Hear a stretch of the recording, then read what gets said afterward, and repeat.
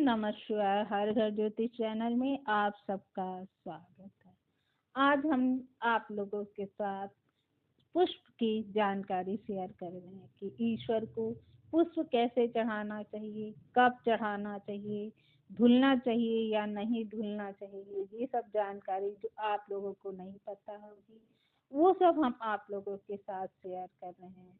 देखिए, सबसे पहले कुछ लोग सूर्य को जल देते हैं तो उसी लोटे में पुष्प भी डाल देते हैं, गुड़ भी डाल देते हैं, चावल भी डाल देते हैं, रोली भी डाल देते हैं। तो उस लोटे में पुष्प नहीं डालना चाहिए। रोली डालिए, चावल डालिए, लेकिन पुष्प को नहीं डालिए। जब आप गुड़, रोली और चावल डाल के जो जल सूर्य देव को अर्पित करते हैं, जहाँ पर वो जल गिरे पुष्प को उसी जगह रख देना चाहिए और कहना चाहिए सूर्य देव इस पुष्प को भी आप स्वीकार करें। उसके बाद उसी जल को नेत्रों से और अपने मत्थे से लगाएं। इस तरह से सूर्य को जल दें। अब आती है जहाँ पर फूल जो है वो तोड़े, वो फूल कभी भी जमीन का ना उठाएं। और जहाँ पर तुलसी जी का गमला रखा हो वहाँ की आप साफ सफाई रोज करें, लेकिन नहाने के बाद। नहाने से पहले उस स्थान की साफ सफाई नहीं करनी चाहिए, उसे छोड़ देना चाहिए। क्यों? क्योंकि तुलसी केवल एक वृक्ष नहीं है। तुलसी जो है वो एक प्रकार की एनर्जी है। जो जब हम लेते हैं वहां पे जल चढ़ाते हैं इसमें, तो तुलसी से हमारे शरीर में एक एनर्जी प्रवेश करती है। तो उस एनर्जी को हमें बिना नहाए नहीं लेनी चाहिए। जहाँ पर गमला रखा है वहाँ की साफ सफाई अच्छे से करें। फिर आते हैं हम, जो दूर्वा हम गणेश जी को चढ़ाते हैं वो कहीं से भी तोड़ लेते हैं और उसके बाद धुल लेते हैं और उसको गणेश जी पर अर्पित कर देते हैं। तो ऐसा नहीं करना चाहिए हमें। गणेश जी पर दूर्वा वहां के लिए जहाँ पर किसी मनुष्य का पैर ना पड़ा हो और साफ सुथरे। आप चाहें तो अपने यहाँ गमला एक बना लीजिए, उसमें थोड़ी सी दूर्वा लगा लीजिए और जब आप गणेश जी को पूजन करें तो वो दूर्वा तोड़ लें। दूर्वा 3 की होनी चाहिए, गांठें 3 होनी चाहिए। वही दूर्वा गणेश जी को अर्पित करें।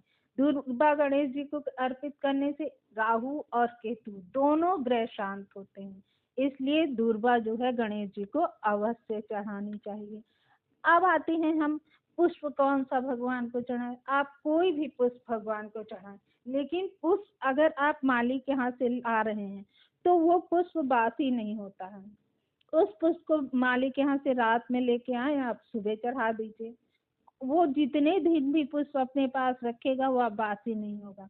और अगर आप रात में पुष्प तोड़ लिए और सुबह चढ़ा रहे हैं तो वो पुष्प बासी हो जाएगा। दूसरा, माली के यहाँ से भी लाएं या अपने आप भी पुष्प लाएं तोड़ के, तो उस पुष्प को धो के भगवान को नहीं चढ़ाना चाहिए। माली आपको धो के देता है तो उसको उसका दोष नहीं लगेगा, लेकिन अगर आप पुष्प धोते हैं और फिर भगवान को अर्पण करते हैं तो आपको दोष लगेगा। इसलिए आप जो है पुष्प को धुलिए नहीं। पुष्प नहाने से पहले चढ़ाएं, नहाने का पुष्प जब भी आप अगर धुल रहे हैं तो वो गलत कर रहे हैं, वो दोष लगेगा। और पुष्प को हमेशा अगर आप अपने घर में लगाए हुए हैं और तोड़ रहे हैं तो नहाने से पहले तोड़ें, क्योंकि पुष्प में छोटे छोटे जीवाणु होते हैं, वो हमारे शरीर में प्रवेश कर जाते हैं। जब हम तोड़ते हैं उनको नुकसान होता है वो। तो इसलिए जो है पेड़ की डाली से आप पहले पुष्प तोड़ के रख लें, फिर स्नान करें। और पुष्प को कभी धोना नहीं चाहिए। भूमि पर पड़ा हुआ पुष्प कभी भी भगवान को अर्पण ना करें। अगर आप भगवान को पुष्प अर्पण कर रहे हैं, आपके हाथ से भूमि पर गिर गया है तो उसको मत चढ़ाइए। क्यों? क्योंकि पृथ्वी उसको स्वीकार कर लेती है। केवल एक हर श्रृंगार या पारिजात का वृक्ष है, फूल है, जो विष्णु जी को अति प्रिय है। उसका अगर वो पुष्प जमीन पर भी बिछे हुए हैं और आप उसको उठा के लाते हैं और भगवान को चढ़ाते हैं तो वो पुष्प भगवान को स्वीकार होता है।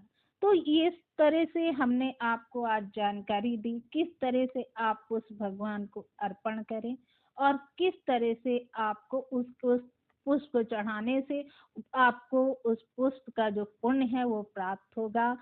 हमारे वीडियो को शेयर करें और हमारे वीडियो को सब्सक्राइब करें।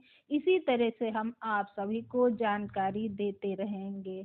ओम नमः शिवाय।